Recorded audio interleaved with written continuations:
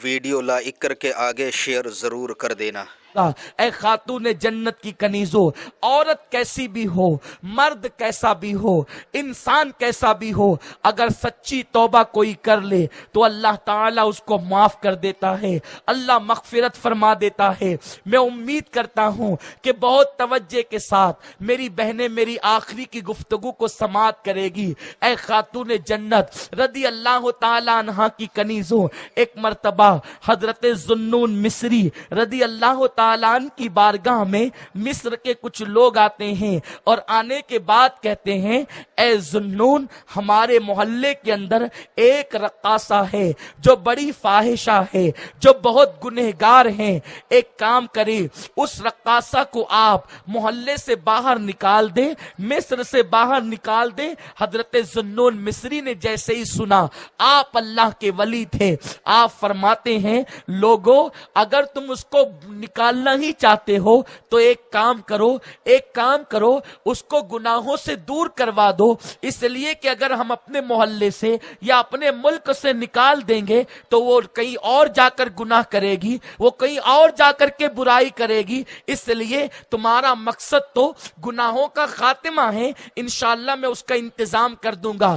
حضرت ذوالنون مصری رضی اللہ تعالیٰ عنہ اپنے ایک غلام کو بھیجتے ہیں اور بھیجنے کے بعد فرماتے ہیں، جا کر اس رقاصہ سے پوچھنا کہ اس کی ایک رات کی قیمت کیا ہے۔ اور جب وہ غلام پہنچا اور پہنچنے کے بعد رقاصہ سے کہا، اے رقاصہ، تیرا ناچ دیکھنے کے لیے دور دور سے لوگ آتے ہیں، یہ بتا کہ تیری ایک رات کی قیمت کیا ہے، ایک رات میں تو کتنا کما لیتی ہے۔ رقاصہ نے کہا، کیوں آپ ایسا کیوں پوچھ رہے ہیں؟ تو اس وقت غلام نے کہا، میرے آقا حضرت ذوالنون مصری آج رات تیرے ساتھ گزارنا چاہتے ہیں۔ اس لڑکی نے اپنے بالوں کو جھرجھری دے کر بڑے غرور سے کہا، لو اب ذوالنون جیسے ولی بھی میرے ناچ کے شیدا ہو گئے، میرے ناچ کے فدائی ہو گئے، اور اس نے اپنی قیمت بتا دی۔ اس کے بعد حضرت ذوالنون مصری کا غلام جب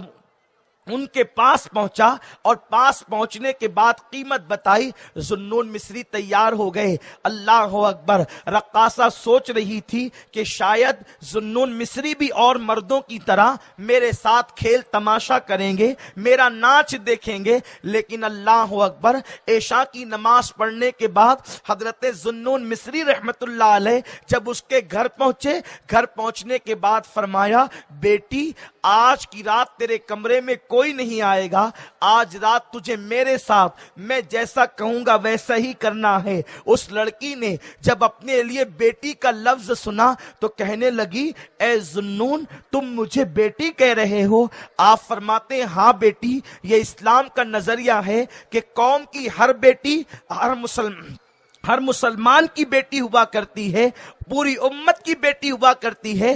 حضرت ذوالنون مصری فرماتے ہیں، اس لیے میں تجھے بیٹی کہتا ہوں۔ اتنا سننے کے بعد اس نے کہا، یہاں تو حال یہ تھا کہ جو بھی آتا تھا مجھے ایسے للچائی ہوئی نظر سے دیکھتا تھا جیسے بھوکا گوشت کے لوتھڑے کو دیکھتا ہے، لیکن آپ مجھے بیٹی کہتے ہیں۔ اتنا سننے کے بعد ذوالنون مصری کہتے ہیں، بیٹی آج تجھے میرے ساتھ نماز پڑھنا ہے اور تجھے اپنے گناہوں سے توبہ کرنا ہے۔ حضرت ذوالنون مصری کے کہنے کے بعد اس لڑکی نے کہا، لیکن ذوالنون مجھے تو نماز پڑھنا آتی ہی نہیں، میرا حال تو یہ ہے کہ اللہ اکبر، میں بچپن میں یتیم ہو گئی تھی اور میری ماں نے اپنی بیوگی کی وجہ سے مجھے نچنی عورتوں کے ساتھ کر دیا تھا، اور نچنیاں عورتوں کے ساتھ رہتے رہتے میں بھی بہت بڑی نچنیاں بن گئی، اور اب حال یہ ہے کہ مصر کی بڑی نچنیوں میں میرا شمار ہوتا ہے۔ ذوالنون مصری کہتے کچھ بھی ہو، اگر تجھے نماز پڑھنا نہیں آتی تو کوئی بات نہیں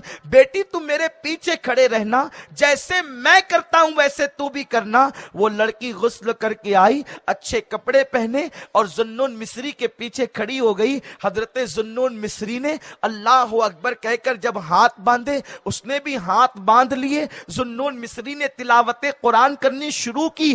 قرآن مقدس کی تلاوت میں حضرت ذوالنون کی آواز میں وہ تاثیر تھی کہ اس لڑکی کے دل پر تلاوت قرآن اثر کرتی ہے, اور اس کے بعد اس کی آنکھوں سے آنسو نکلنے لگتے ہیں اور اس کا دل اللہ کی طرف مائل ہونے لگتا ہے. پھر کیا ہوا؟ حضرت ذوالنون مصری نے رکوع کیا. رکوع کے بعد جب سجدہ کیا, سجدے میں سر رکھ کر ذوالنون مصری کہتے ہیں, اے اللہ, بڑی محنتوں سے میں اس کو یہاں تک کے لایا ہوں. اے میرے پروردگار, اس کو یہاں تک لانا میرا کام تھا, اس کے آگے سنبھال لینا تیری رحمت پر ہے. مولا, اگر تو نے اس کو راہ نہ دی تو اس کے بعد پھر کوئی اسے یہاں تک نہ لا سکے گا. حضرت ذوالنون نماز مکمل کرتے ہیں. جب سلام پھیر کر پیچھے دیکھا تو کوئی نظر نہ آیا. حضرت ذوالنون مصری اس لڑکی کی تلاش کرتے رہے, کوئی نہ ملا. چند برسوں کے بعد ایک رات حضرت ذوالنون مصری تہجد کی نماز کے بعد اپنے بستر پر سو رہے تھے کہ اچانک آواز آئی, ذوالنون, آج میرے یار کا انتقال ہو گیا ہے, آج میرے دوست کا انتقال ہو گیا ہے. اگر تو مجھے راضی کرنا چاہتا ہے, اگر تو مجھے خوش کرنا چاہتا ہے تو جا کر کے میرے اس دوست کے جنازے میں شرکت کر, اس کی نماز جنازہ پڑھ, اس کے لیے انتظامات کر, میں تجھ سے خوش ہو جاؤں گا. ذوالنون مصری نے عرض کیا, وہ تیرا دوست کہاں ملے گا؟ اشارہ کر دیا گیا, پتہ بتا دیا گیا. جب آنکھ کھلی تو فجر کا وقت ہو رہا تھا. ذوالنون مصری جب اس غار کی طرف پہنچے جہاں کا پتہ بتایا گیا تھا تو وہاں جا کر کے کیا دیکھا کہ پرندوں کی شکل میں فرشتے لاشیں کے ارد گرد منڈلا رہے تھے. حضرت ذوالنون مصری نے جیسے ہی لاشیں سے کپڑا ہٹا کر دیکھا تو قدموں کے نیچے سے زمین کھسک گئی. آپ حیران رہ گئے کہ اللہ اکبر, یہ تو وہی رقاصہ ہے جس کو لوگ فاحشہ کے نام سے یاد کرتے تھے. اللہ اس کو اپنا دوست کہہ رہا ہے, اپنا مقبول کہہ رہا ہے. اللہ اکبر. جب چہرے پر پردہ ڈال دیا اور سوچا کہ چلو جا کر کے کفن خرید کر لاتے ہیں, چونکہ یہ عورت کی لاش ہے, اس کو نہلانے کا کام عورتیں کرے گی, اس کو کفن پہنانے کا کام عورتیں کرے گی. جب شہر میں پہنچے, عورتوں کو لیا اور لوگوں کو لیا اور کفن لے کر جب آئے تو حضرت ذوالنون نے کیا دیکھا کہ جہاں اس عورت کا لاشا پڑا ہوا تھا اب وہاں کوئی لاشا موجود نہیں ہے. وہاں پر ایک رکا لکھا ہوا تھا, ایک چٹھی لکھ کر رکھی ہوئی تھی. حضرت ذوالنون نے اٹھا کر پڑھا تو اس پر لکھا تھا, جو ہمارے ہو جاتے ہیں, جو توبہ کر کر ہمارے سچے فرما بردار ہو جاتے ہیں, ہم ان کی قبر اور کفن دفن کے لیے کسی کا محتاج نہیں کرتے, ان کا انتظام بھی ہم خود ہی کر لیا کرتے ہیں. اللہ اکبر. یہ پڑھنے کے بعد حضرت ذوالنون کی آنکھوں میں آنسو آ گئے. عرض کرتے, میرے کریم, وہ تو رقاصہ تھی, اچانک وہ تیری محبوب اور مقبول کیسے بن گئی؟ تو ارشاد ہوا, ذوالنون, جب اس نے پہلا سجدہ کیا تو اس نے سچی توبہ کی, اور جب سچی توبہ کی تو ایک سجدے کی برکت سے ساری زندگی کے گناہ معاف کر دیے گئے, اس کی بخشش کر دی گئی, اس کو نجات کا پروانہ دے دیا گیا.